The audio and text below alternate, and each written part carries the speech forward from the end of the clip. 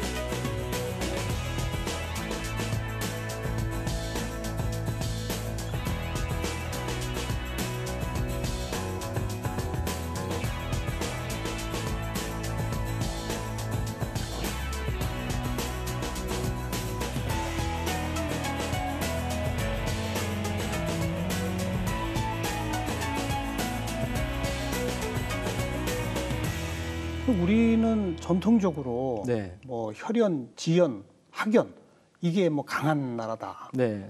또 혼맥 이런 게 또 아주 강한 나라다. 네, 네, 네. 그런 인맥 중심, 요즘 또 특히 젊은 층들은 이제 그걸 네트워킹 뭐 이렇게 얘기하잖아요. 네. 그런 의미로 봐서는 우리가 좀 그게 어느 정도 있다고 생각했는데 아닌가 봐요. 네, 이제 사회자본도 사실 그렇게 개인이 갖고 있는 네트워크 크기가 얼마나 이렇게 그 넓게 형성되는지 아니 좁게 형성되는지도 좀 다른데요. 아, 그것과 다른 문제예요? 예, 예를 들자면 뭐 우리가 남이가 네, 뭐 이런 식으로 아주 그 소규모의 어떤 그룹 내에서 서로 간에 믿고 신뢰하고 의지하는데 다른 그룹에 대해서는 배타적이고 뭐 그렇다라고 하면은 사실 우리는 그런 사회자본은 좀 배타적인 결속형 사회자본이라고 이야기를 하고요.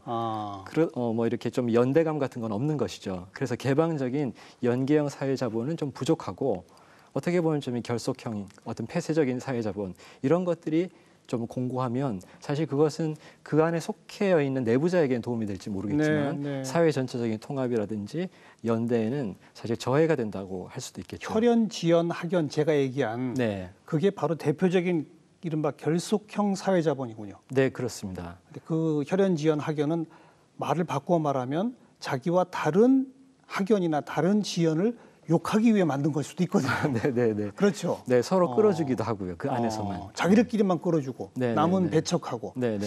그런 의미에서 이건 좀 부정적 기능이 더 강하다. 사회 전체적으로 보면. 네, 그게 이제 양면이 있을 것 같습니다. 근데 이제 예를 들면 혈연이라고 하더라도 예전에는 우리가 좀 이렇게 그 핵가족이 아니었고 대가족이고 그러면 뭐 이제 친족 공동체라는 것이 있었는데 지금은 가족의 범위도 굉장히 이제 축소가 되고 네. 그리고 좀 가족 이기주의가 굉장히 심화됐다라고 하면은 맞아요. 부작용이 많이 있을 수가 있겠죠. 그 사회 자본이라는 거를 이렇게 나라별로 측정하는 무슨 지표 같은 게 있습니까? 네, 뭐 여러 가지 지표가 있는데요. 이제 사회자본의 이제 대표적인 어떤 요소라고 할 수 있는 신뢰 같은 경우에는 대부분의 사람을 믿을 수 있습니까?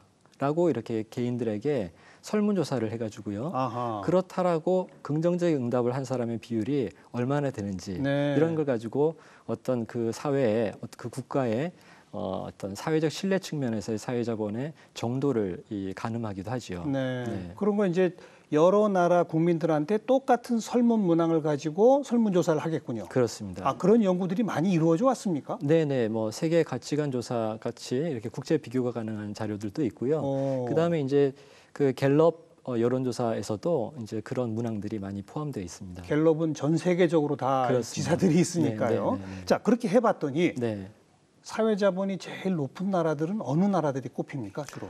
네, 뭐 선생님도 아마 짐작하실 것일 것 같고, 그다음에 시청자 여러분들도 아마 예상을 하시겠지만은 북유럽 나라들이었습니다. 역시 네. 북유럽. 네, 그래서 노르웨이, 핀란드, 뭐 스웨덴, 뭐 이런 나라들은 그 이제 사회적인 신뢰, 그러니까 대인 신뢰 비율이 한 70% 정도까지 나옵니다. 네, 그리고 또 중국 같은 경우에도 한 60%가 나오고 있고요. 중국이. 네, 네. 예. 그런데 한국은 안타깝게도 그 비율이 가장 최근의 조사에 의하면 그 세계 가치관 조사 기준으로 봤을 때 한 27%밖에 되지 않고요. 30년 전에 비교를 해보면은 38%에서 27%로 우리는 그 비율이 떨어졌습니다. 점점 악화되고 있다. 네, 그렇습니다. 그러니까 요 27%라고 하는 게 교수님 아까 설명한 것처럼 이 사회에 다른 사람들을 얼마나 믿습니까? 네. 그런 거죠. 네, 네, 그렇습니다. 나는 많이 믿습니다라고 말한 사람이 27%밖에 없다. 네, 네. 그리고 나머지 사람들은 아무리 조심해도 지나치지 않다라고 응답을 한 것이죠. 일단 의심하고 봐야 된다는 네, 식의. 네. 그런데 북유럽 국가들은 70% 가까이가 다 믿는다. 네. 의심하는 사람은 30%밖에 안 되고. 네, 그렇죠. 네. 그래서 뭐 이게 OECD 국가로 치면 우리 등수 같은 게 나옵니까? 네, 우리나라가 이제 뭐 그 대인 신뢰 기준에서 보면은 OECD 한 30여 개국 중에서는 하위권에 속하고요. 그리고 대인 신뢰뿐만 아니라 정부에 대한 신뢰 같은 경우에도 아주 하위권에 지금 속해 있습니다. 네. 네. 대인 신뢰, 정부 신뢰, 네. 또 뭐 유사한 다른 지표들이 또 있겠죠? 네, 네. 뭐 이제 그 사회적인 어떤 관여라고 해가지고요.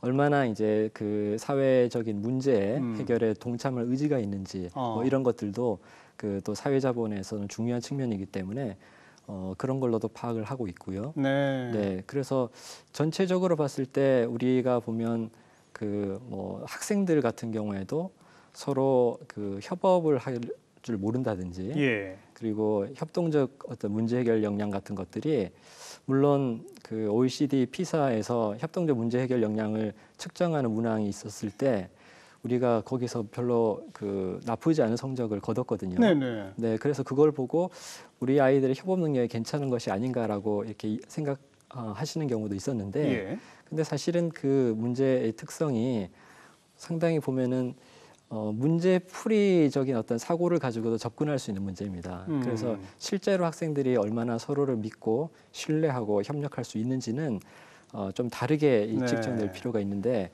여러 가지 조사를 통해서 보면은 한국 학생들의 사회적인 상호적인 능력은 상당히 하위권이다.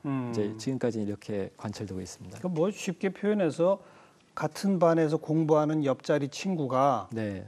너의 친구냐 경쟁 상대냐 네. 이런 거죠. 쉽게 말하면. 네, 그렇습니다. 우리 아이들은 친구보다는 경쟁 상대로 여기는 경우가 더 많다. 이거 아니겠습니까? 네. 그래서 이제 극단적인 어떤 예로 예. 제가 조사했던 어떤 결과를 하나 좀 말씀을 드리면 제가 이제 2017년 작년에 네. 한국, 중국, 일본, 미국 이 4개국 대학생들 각 나라별로 이제 1,000명씩 해가지고 총 4,000명을 설문조사를 했었는데요. 예. 그 설문조사 문항 중에 하나가 귀하 나라에서 고등학교의 이미지가 무엇에 가장 가깝다고 생각하십니까? 라고 이제 객관식으로 보기를 줬고요. 그러니까 대학생들한테 이미 졸업한 고등학교에 대한 이미지. 그렇습니다. 예, 좋습니다. 네. 그래서 이제 첫 번째가 이제 함께하는 광장. 그러니까 뭔가 이렇게 서로 협동이라든지 이런 공동체 의식을 배울 수 있는 어떤 그 장이 된다라는 것이고요. 예. 두 번째는 거래하는 시장. 그러니까 교육 서비스를 사실 거래하는 교육의 공급자와 수요자 간의 거래가 이루어지는 시장으로 보는 것이고요. 세 번째가 사활을 건 전장. 네네. 네, 그래서 일종의 뭐 내신 등수를 가지고 사실 굉장히 이제 그 치열한 경쟁이 그렇죠. 일어나는 그렇죠. 네, 그런 것으로 봤을 때 그랬더니 네, 우리 아이들은 아마 전장 그랬을 것 같은데요. 네, 근데 이 전장이라고 응답한 비율이 조금 충격적인데요. 81%가 그 이야. 사활을 건 전장이라고 표현을 했고요. 우리 대학생들이. 네, 그렇습니다. 이제 다른 나라 대학생들이랑 비교해 보면은 다른 나라 대학생들도 물론 사활을 건 전장이라고 한 경우도 있었지만은 그래도 최대 한 42% 정도밖에 그 비율이 나오지 않았거든요. 네. 이제 한국 학생들은 압도적으로 우리 교육 현장을 전쟁터로 이렇게 인식을 하고 있었던 겁니다. 네. 이런 설문해도 비슷한 게 나올 것 같아요. 수업 시간에 노트 필기한 거 네. 친구가 빌려달라고 그러면 빌려줄래 안 빌려줄래? 네. 아마 안 빌려준다는 게 많을 거리고. 그러니까 굉장히 학생들 갈등할 겁니다. 그렇죠. 내가 이제 이거를 안 빌려주면은 분명 인심도 잃을 것이고 평판은 나쁘게 나겠지만 또 나의 이 등수를 위해서는 또 빌려주길 꺼리고 그래서 이제 이렇게 경쟁적인 어떤 이 학교 어떤 시스템과 문화가 네. 아이들에게도 어떻게 보면 경쟁의 DNA를 이렇게 각인시켜 왔던 것이 아닌가 이렇게 자, 생각이 한마디로 이제 사회 전체를 놓고 네. 그냥 특정한 집단이 아니라 듭니다. 네. 얼마나 서로 신뢰하느냐, 협력하느냐, 연대하느냐, 요 힘을 총화시켜서 우리가 사회 자본이라고 한다. 네. 근데 이걸 이렇게 딱 측정해 놓고 보니까 사회 자본하고 국민의 행복도 그 나라의 경제 성장 이거랑 다 연관이 됩니까? 네, 상당히 연관이 있습니다. 깊은 연관이 있더라. 네. 우선 이제 행복과 관련해서 말씀을 드리면 이제 우리나라가 그렇게 지금 못 사는 나라가 아닙니다. 그럼요. 그러니까 1인당 GDP 차원에서도 우리는 이미 중진국을 지금 넘어서서 그렇죠. 선진국으로 지금 들어서려는 상황이고요. 그리고 또 뭐 인적 자본의 수준도 우리 양호한 것으로 인식이 되고 있는데, 근데 유독 지금 사회 자본이 아까 좀 낮다고 했는데 그것이 사실 우리나라 국민이 그 갖고 있는 경제력에 비해서 행복도가 낮은데 아주 중요한 역할을 하고 있습니다. 예. 그래서 그 세계 이제 인의 행복들을 좀 비교한 그 월드 해피니스 리포트라고 그래서 이제 어떤 세계 행복 보고서 이제 유엔에서 펴내는 것인데요.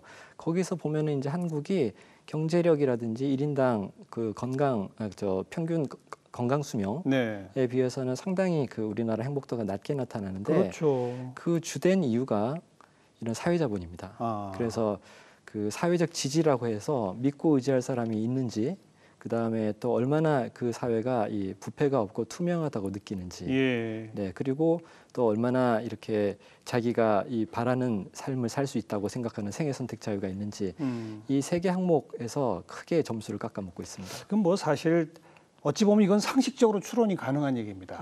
서로 믿고 의지할 수 있는 사회는 행복하겠죠. 네. 그게 약할수록 행복도가 떨어지겠죠. 네.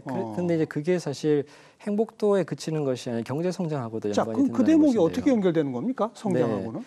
우선은 이제 경제 성장에 필요한 것들을 우리가 생각해 보면 여러 가지 이제 물적 자본들 생각할 수가, 인적 자본도 들어가겠지만 사회 자본도 중요한 요소로 들어가는 것인데요.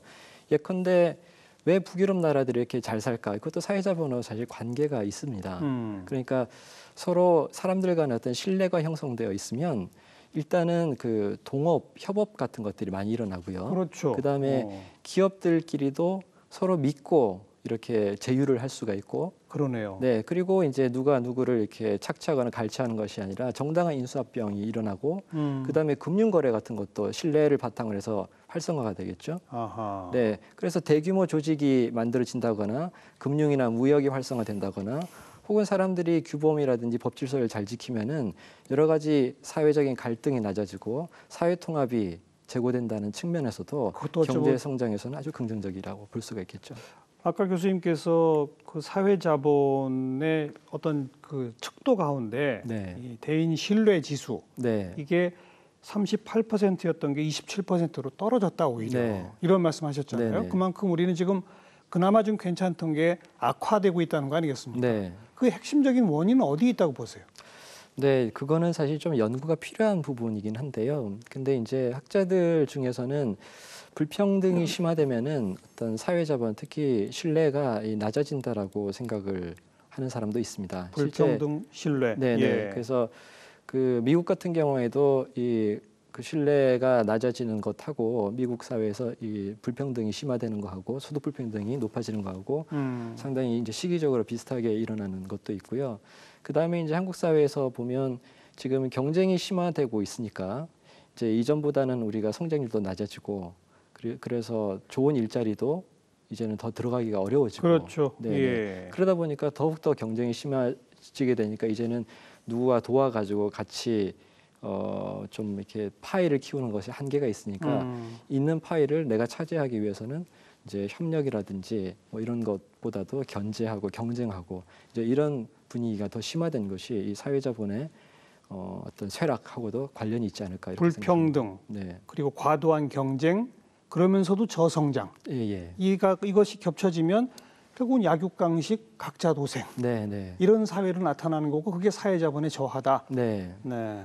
그러면 이걸 높이는 방법은 불평등을 해소하고 이거 다 사회 구조 전체를 뜯어고치는 방법밖에 없는 겁니까? 아, 네. 너무 참 막연해지는데요. 그렇게 따지면. 네, 이제 이런 문제가 늘 저 사회과학자들을 괴롭히는 부분인데요. 그러니까 우리가 어떤 문제가 있을 때 이것은 굉장히 종합적이고 구조적인 문제다라고 진단하는 것은 거의 늘 정확합니다. 그렇죠. 그 말은 틀리기 어렵고요. 다 문제들이 얽혀 있기 때문에. 그런데 이제 이 문제를 어떻게 해결할 것인가라는 문제를 놓고 봤을 때, 자, 우리는 이 구조 전체가 시스템 전체의 문제가 있기 때문에 이걸 다 바꾸지 않으면 다 이게 뭐 안 된다. 이제 이렇게 되면은 사실 조금은 힘이 빠지는 것이죠. 답이 없는 거랑 답이 비슷한 없는 거예요. 것이죠. 네, 물론 이제 그런 사회 개혁에 대해서는 우리가 계속적으로 노력을 해야 됩니다만, 그렇지만 우리가 어떤 부분에서 좀 부분 균형적으로도 해볼 수 있는 어떤 효과적인 방법이 없다라고 하면 네. 사실 이제 모든 것들은 다 이건 사회 구조의 문제니까 그냥 뭐 우리 힘으로는 이게 불가능해라고 해서 어떻게 보면 또 하나의 이제 각자 도생이 나오는 것이죠. 그렇죠. 네, 그리고 이제 그냥 시스템에 순응하겠다라는 그런 차원도 나올 수 있고요. 혹은 이제 한국을 떠나든지 뭐 이렇게 되는 거죠. 네.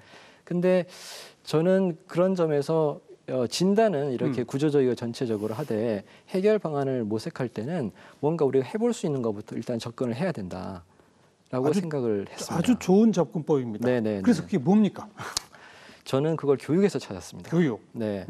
자, 왜냐하면은 우리가 그 사회자본이라는 것은 결국은 사람들 사이의 관계에서 생기는 것이고요. 예. 그러면 그 사람들 사이의 관계가 처음으로 형성되는 장이 어디냐라고 했을 때 사실 사회적인 관계가 본격적으로 형성되는 것은 가정을 떠나서 학교에 갔을 때입니다.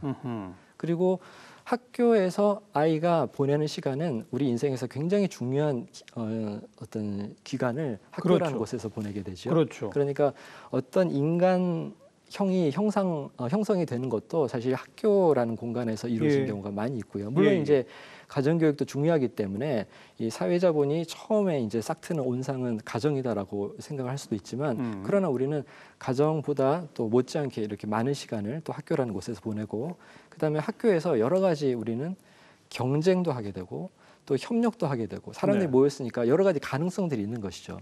그래서 이제 제가 주목한 것은 학교 교육이 어떤 방식으로 운영이 될 때 학생들의 사회자본이 높아질 수 있을까?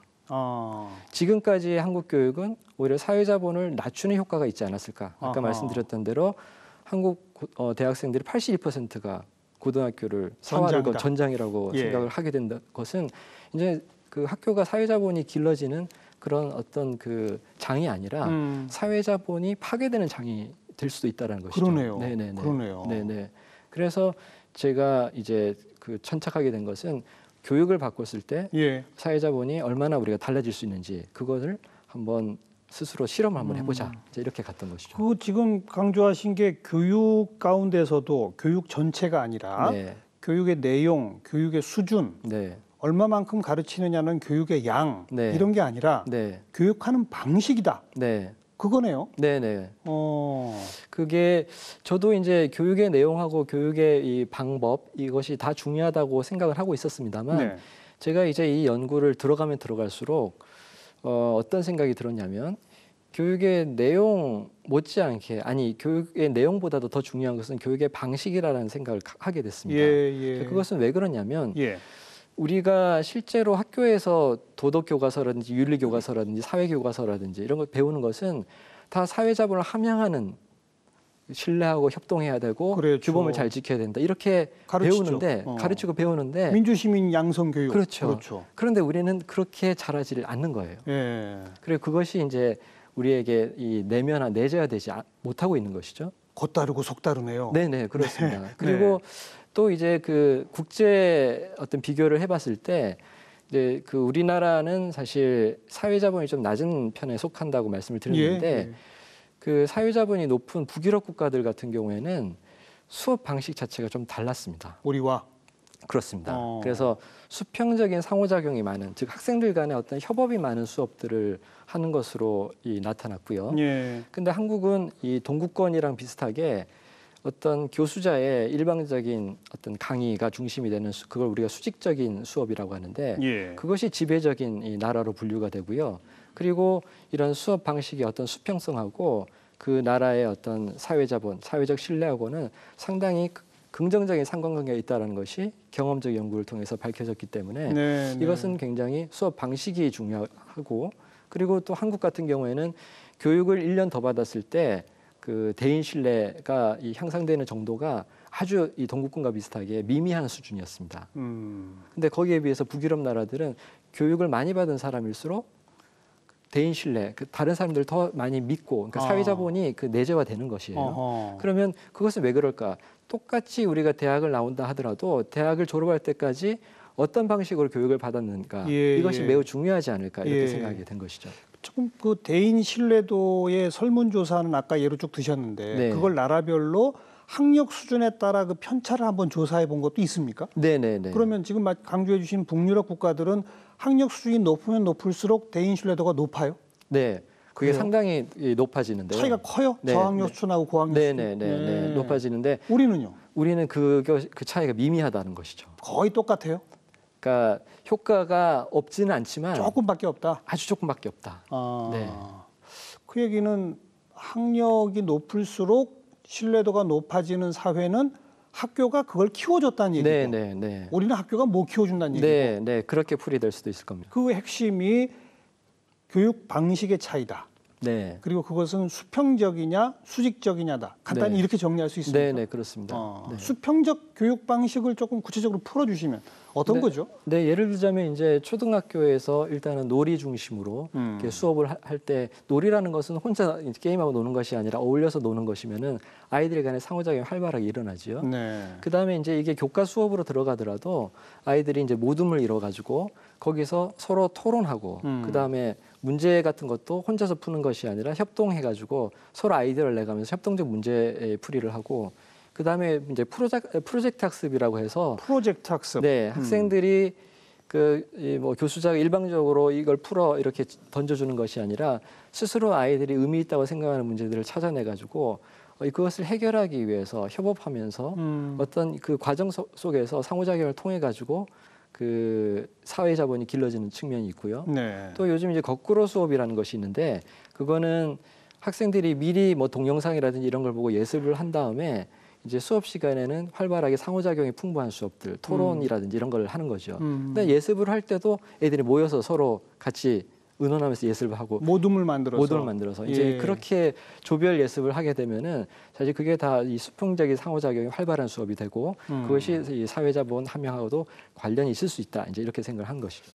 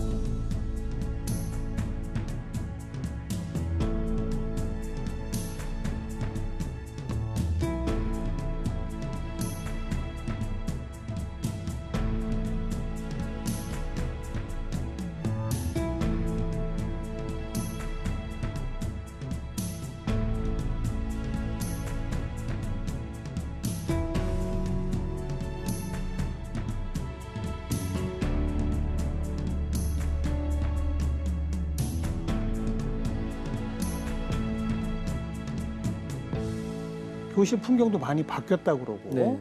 뭐 초등학교, 중학교 이런 데서는 좀 그나마 그 협동적 수업, 뭐 네. 모둠 수업, 토론 수업, 네. 이른바 소위 또 자유학기제 네. 뭐 다양한 시도를 하고 있잖아요. 네. 네. 그로 따지면 몇십 년 전에 비해서는 우리 교육이 상당히 수평화됐다고 말할 수 있는데 그런데 오히려 사회 신뢰도는 떨어졌다? 네. 이건 뭘 말할까요?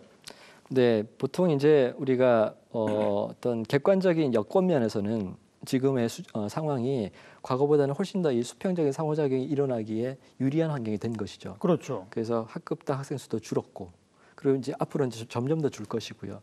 이제 그런데 이제 문제는 무엇이냐면 그 대입 경쟁, 취직 경쟁은 더 치열해졌다라는 것이죠. 어떤 면에서는 보면. 예. 그리고 이게 학생 수가 줄어드는 것은 집의 자녀 수가 줄어드는 것이고, 그래서 부모가 자녀의 교육에 대해서 상당히 이제 깊이 관여를 하게 되고요. 그렇죠. 그리고 사교육 경쟁이 조기화되면서 이제는 교육 경쟁 측면에서 이 각자 도생이라고 할까요? 예. 그래서 그런 것들이 우선은 이제 그 입시에 맞춰져 있는 교육이 이 사실 그 객관적인 여건을 살리지 못하는 그런 경쟁적인 어떤 교육 환경을 여전히 만들고 있다고 할 수도 있고, 그래서 보면 초등학교 때까지는 이렇게 모둠으로 또 놀이 중심으로 이렇게 활발하게 상호작용을 하던 아이들이 이제 중학교 와가지고 이제 석차가 매겨지고 특히 고등학교 때 내신이 중요해지면서 또 입시에 맞춰지다 보니까 예, 예. 수업 방식 자체도 그 아랫단계 교육하고는 상당히 달라지게 되고요. 그래서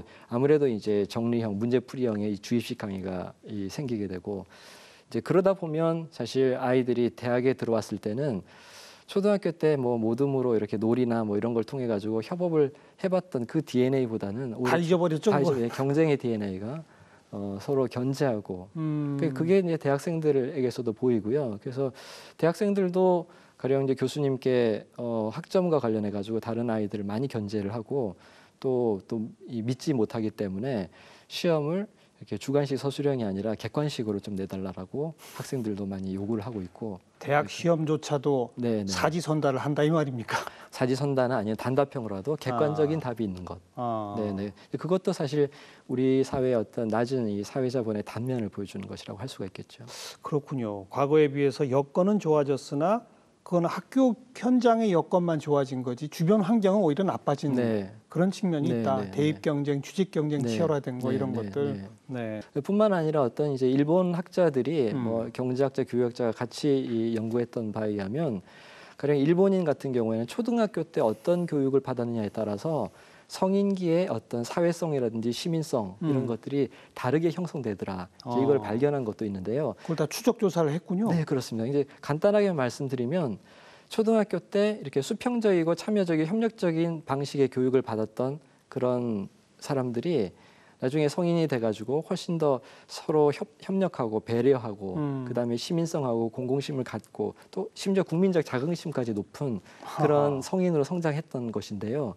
근데 거기에 비해서 우리가 반경쟁 교육이라든지 혹은 좀 진보적인 사상 교육이라든지 혹은 그 반대로 좀 국가주의적인 어떤 그 발전주의 교육이라든지 뭐 이런 혹은 뭐 인권 평화 교육 이런 것들도 내용 중심으로만 그것들을 갖다 주입하려고 했던 교육들은 그 효과가 없더라. 효과가 없더라는 겁니다. 그래서 성인기의 사회성이나 시민성 함양에는 효과가 없었는데 그냥 뭐 단순하게 아이들 간에 끼리 서로 대피 훈련을 하면서 이렇게 단체로 이렇게 움직이는 거, 혹은 조별 과제를 이렇게 많이 내준다든지, 혹은 뭐 아이들 간의 이런 협업을 장려하기 위해서 성취평가제라고 해가지고, 그러니까 상대평가보다는 절대평가, 거기에 이제 인성이라든지 봉사 같은 것도 받던, 이제 이런 교육을 받았던 아이들이 나중에 훨씬 더 사회성이 높은 시민으로 자랐다는 것. 말씀 쭉 듣다 보니까 그런 그 수평적 협동교육, 협력교육은 4차 산업혁명 시대 요새 그런 얘기 하잖아요. 네네. 이제는 인공지능과 경쟁은 아니지만 아무튼 인공지능과 협업하려면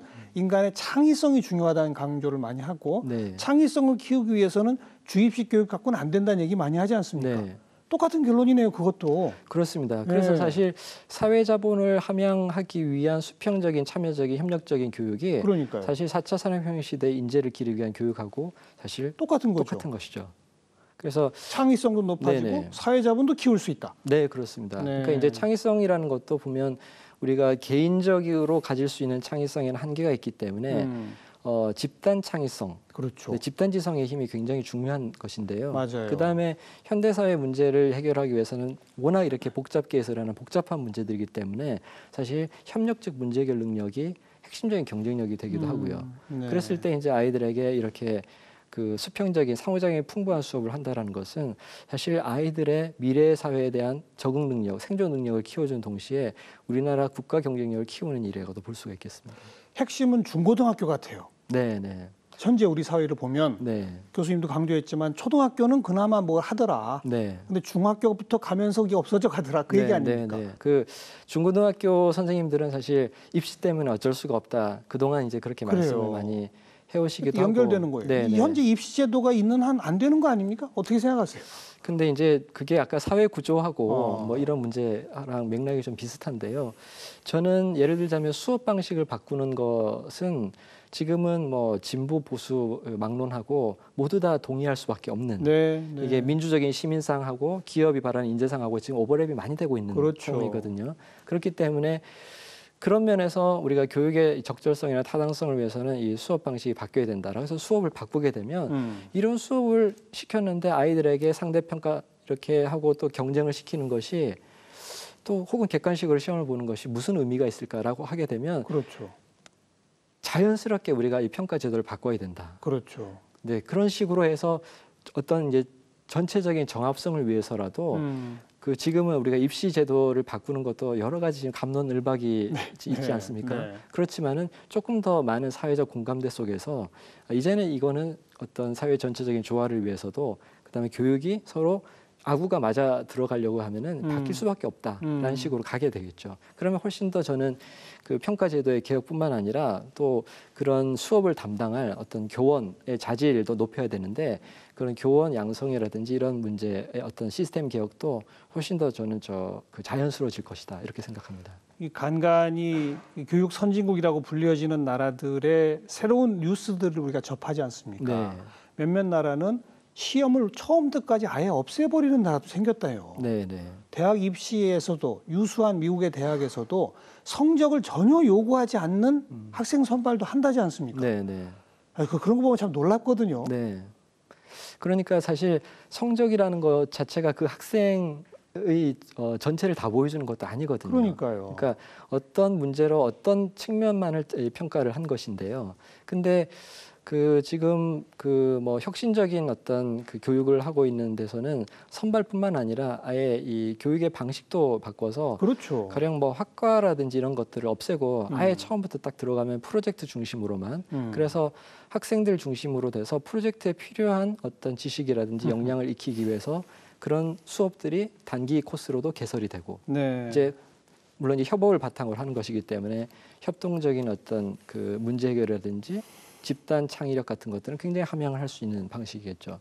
이제 그렇게 우리가 교육이 지금 각국에서 전환되고 있는 것을 생각해 보면 우리의 지금 발목을 잡아왔던 그리고 우리의 사회 자본의 어떤 쇠락을 가져왔던 지금의 이런 교육 제도나 시스템은 빨리 변화해야 된다 이렇게 생각이 됩니다. 네. 요즘 그나마 그래도 전국에 걸쳐서 혁신 학교들이 많이 늘어나고 있지 않습니까? 네. 그건 바람직하다고 보시는 거죠? 네, 저는 그게 뭐 혁신학교라는 이름을 뭐 이름이 붙이든 간에 어떻든. 네, 그렇게 이제 만약에 교육의 이 방식을 바꾼다. 특히 이제 저는 뭐 내용 사실 우리가 뭐 국정 무슨 국사 교과서 이렇게 내용적인 측면으로 이렇게 아웅다웅할 것이 아니라 예, 예. 사실 그게 학생들에게 내재화되지도 않거든요.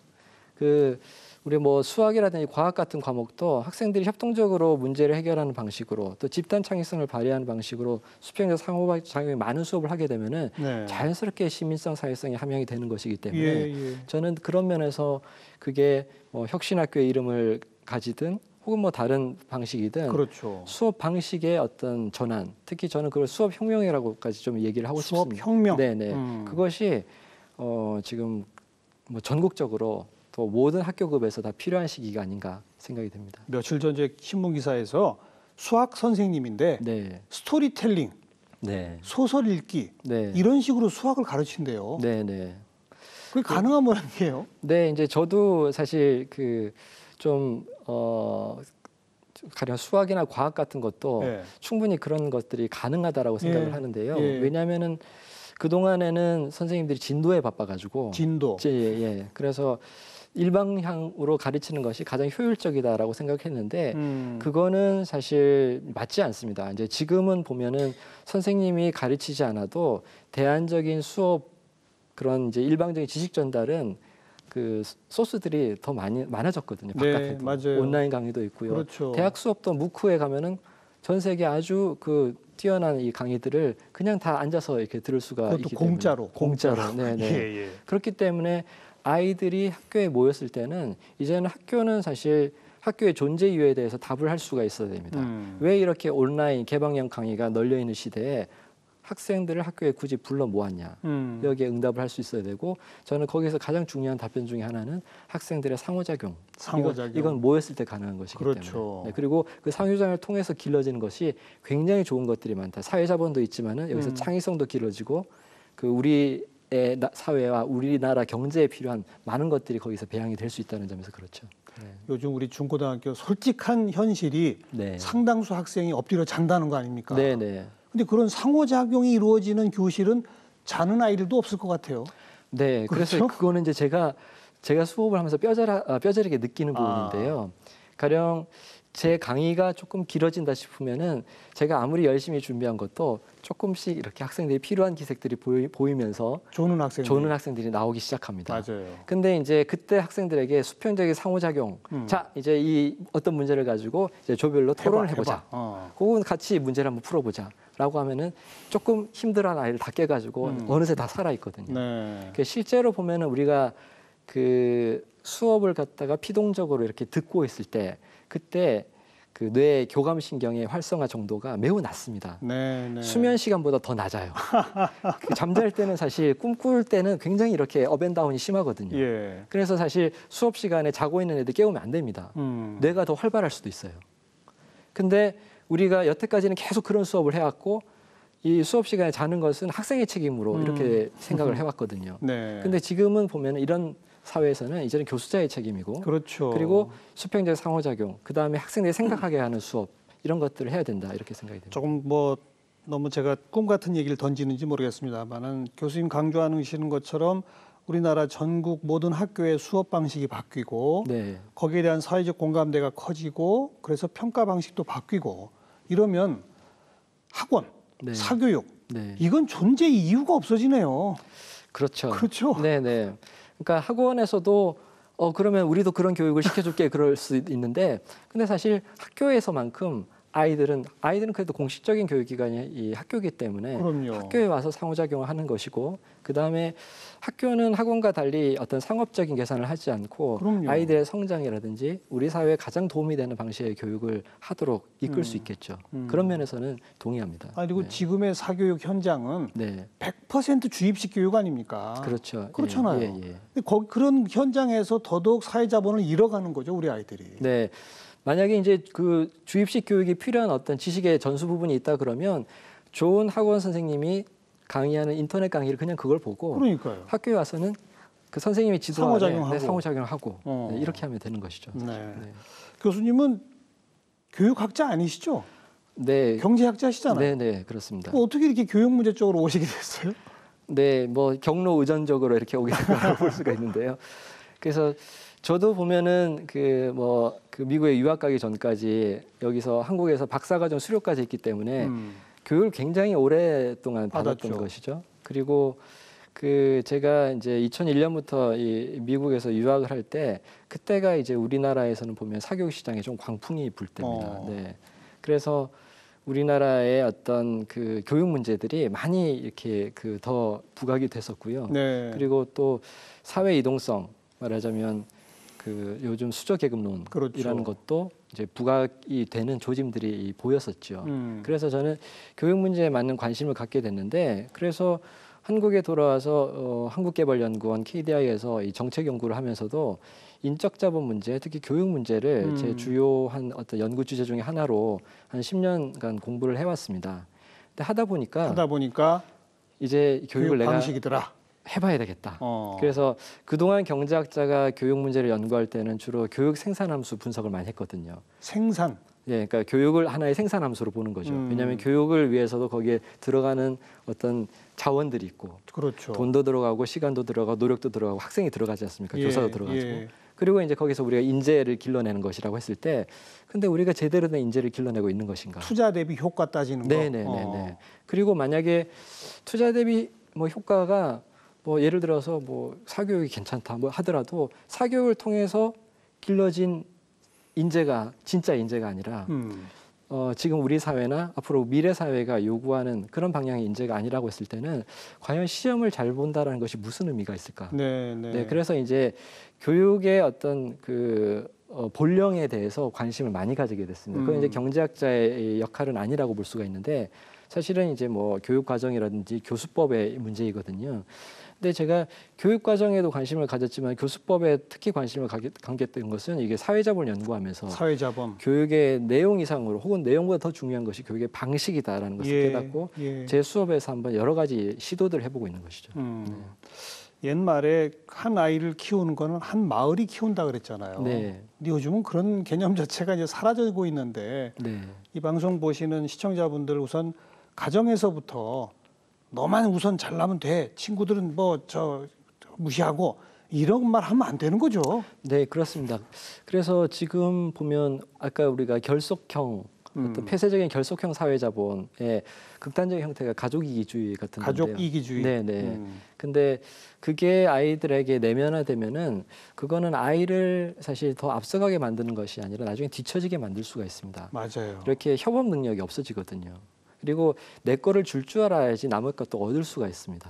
그리고 사실 내 것만 꼭 쥐고 있는 것보다는 자기 거를 내놓고 남의 거를 얻고 그리고 둘이 만나가지고 허심탄회하게 상호작용을 하고 또 제3의 협력자를 구하고 하는 과정에서 전혀 생각하지도 못했던 혼자서는 절대로 할 수 없었던 것들을 할 수 있고 그것이 창업이 될 수도 있고 여러 가지 사업 성공이 될 수도 있는데 그런데 그거를 만약에 하지 못하도록 자기를 가두도록 교육을 시킨다라고 하면은 이거는 우리 사회적으로뿐만 아니라 개인을 위해서도 불행한 일이 아닐 수가 없다고 생각합니다. 그거는 결속형 사회자본도 아니고 제가 볼 땐 폐쇄형 사회자본 같은데요. 네, 그렇습니다. 그렇죠? 예. 아이를 그렇게 키우고 있는 분들한테 마지막으로 한 말씀 하세요. 네, 지금 아이는 미래 사회를 살아갈 것이고요. 그리고 지금부터 보이는 것은 우리가 기존의 견제와 어떤 경쟁 속에서 아이를 키워왔지만 그 아이에게 지금 보장된 것은 너무 없고 이 불확실한 어떤 각자 도생의 상황이 계속 가중되고 있습니다. 그랬을 때 우리가 각자 가정에서 아이를 조금 사회자본이 풍부한 미래형 인재로 키워보겠다라는 생각으로 아이들에게 남을 믿고 신뢰하고 협력하고 좀 남을 생각하고 양보하고 어떤 공공의 이익도 같이 생각할 수 있는 아이로 길러주시면 그 다음부터는 또 학교 선생님들 잘 받아가지고 수평적인 수업을 통해가지고 여러 가지 다른 능력들을 길러주면은 그것은 가정에서나 사회에서나 국가적으로나 아주 좋은 일이 될 거라고 생각이 됩니다. 네. 귀한 시간 참 좋은 말씀 잘 들었습니다. 고맙습니다. 네, 감사합니다. 네. 자, 교육 방식만 바꾸면 사회 자본을 키울 수 있고 그러면 국민의 행복도가 높아지고 경제 성장률도 높아지고 게다가 그렇게 자란 아이들은 미래형 창의 인재가 된다는데 안 할 이유가 뭐가 있겠습니까? 네, 여기까지입니다. 다음 시간 또 뵙죠. 안녕히 계십시오.